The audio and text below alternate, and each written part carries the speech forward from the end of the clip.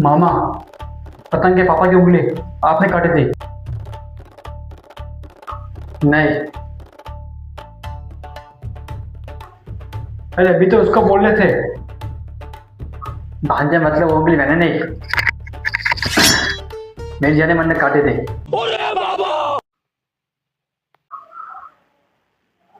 अपने आप। अबे साले। भांजे, इसका हाथ पकड़, बता रहा हूँ इसको मेरी जाने मन कैसे उंगली काटती है।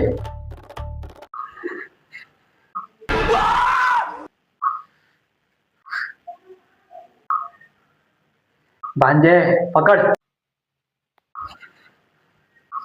बहुत बोलता है ना। ला हाथ, ला।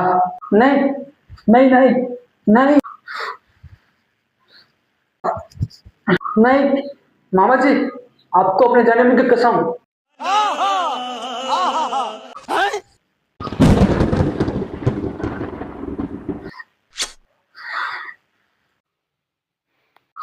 ओ शिट यार।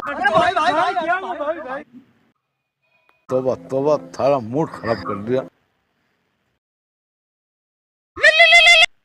हाँ बहुत भिखारी। बॉस, उस दूसरे वसूली वाले का पता चल गया है। क्या बात है, मिलेगा उसको भी दीदी के घर पर। क्या हुआ मामा? भांजे, उस दूसरे वसील वाले का पता चल गया, भिखारी लेकर आ रहा है उसको यहाँ पर। क्या? यहाँ पर?